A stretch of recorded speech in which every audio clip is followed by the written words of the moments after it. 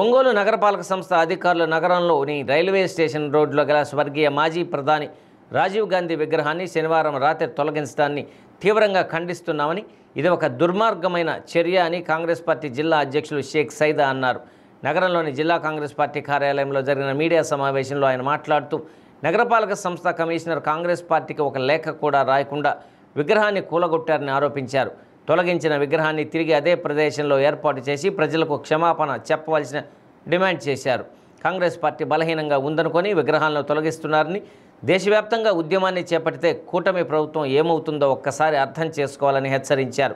Bharatiya Janata party Narendra మోడీని అడ్డం పెట్టుకొని రాజీవ్ గాంధీ విగ్రహాన్ని కూల్చివేస్తే ప్రయత్నం చేస్తే సహించేది లేదని అన్నారు.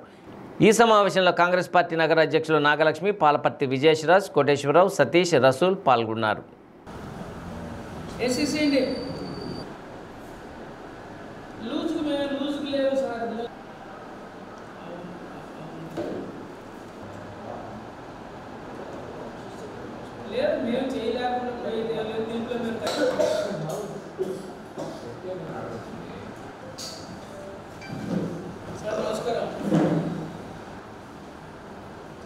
సార్ ఉగాది శుభాకాంక్షలు మీకు.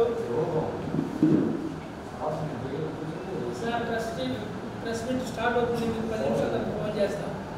ఎందరికో స్ఫూర్తినిప్పినటువంటి కాంగ్రెస్ పార్టీ జాతీయ నాయకుడైనటువంటి శ్రీ రాజీవ్ గాంధీ గారి విగ్రహాన్ని కాంగ్రెస్ పార్టీకి, ఒంగోలు నగరంలో ఉన్నటువంటి కాంగ్రెస్ పార్టీ నాయకులకు కానీ, జిల్లా పార్టీకి కానీ ఎలాంటి ముందస్తు సమాచారం లేకుండా కూల్చివేయడం అనేది చాలా దుర్మార్గమైనటువంటి చర్య.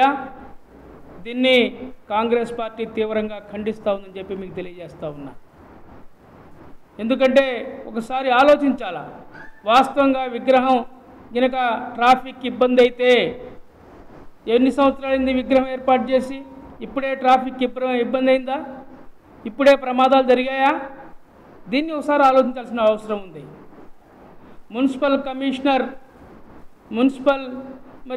కమిషనర్ గారు ఎందుకు ఈ విధంగా దుందుడుకు చర్యలు పాల్పడ్డాడో మాకైతే అర్థం కావటం లేదు.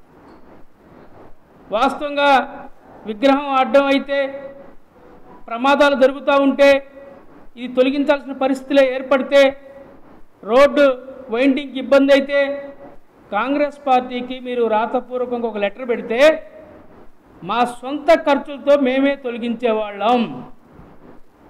అలాంటి పని చేయకుండా మీరు ఏకపక్షంగా రాత్రికి రాదే జేసీబీలు పెట్టి కూల్చేయటంలో అర్థమైంది. దీంట్లో ఏమనుకుంటున్నారు కాంగ్రెస్ పార్టీ అంటే? కాంగ్రెస్ పార్టీ జాతీయ పార్టీ, ఈ దేశానికి స్వాతంత్రం తీసుకొచ్చినట్టు పార్టీ. ఈ రాష్ట్రంలో ఏదో బలహీనంగా ఉందని చెప్పి మీరు రెచ్చిపోతే మేము చూస్తూ ఊరుకోం, అది గుర్తుపెట్టుకోండి.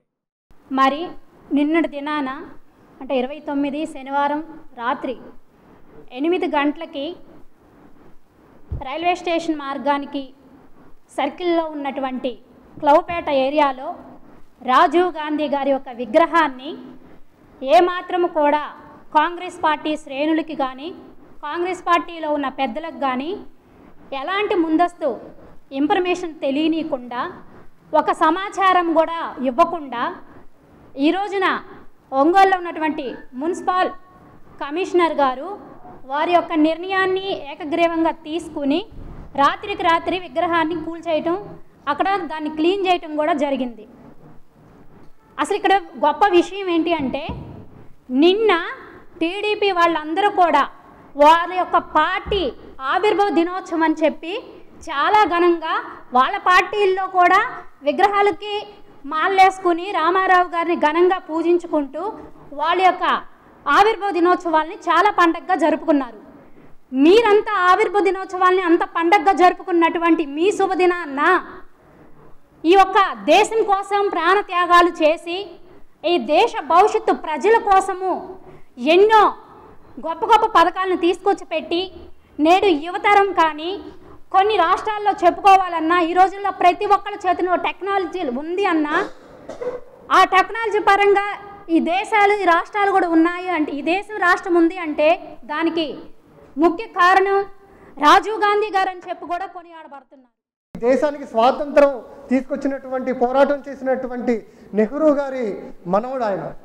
మరి ఈ దేశ ప్రధానిగా ఉండి ఐటీ రంగంలో కానీ, టెలికాం రంగంలో కానీ, పంచాయతీరాజ్ సంస్కరణలో కానీ తనదంటూ ఒక ప్రత్యేకమైన ముద్ర వేసుకున్నటువంటి గొప్ప నాయకుడు రాజీవ్ గాంధీ గారు.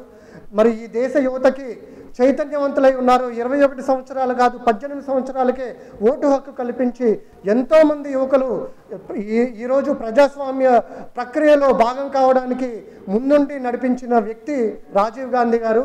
కాబట్టి అటువంటి మహనీయుడికి ఇట్లా అవమానపరచడం తగిన పద్ధతి కాదు.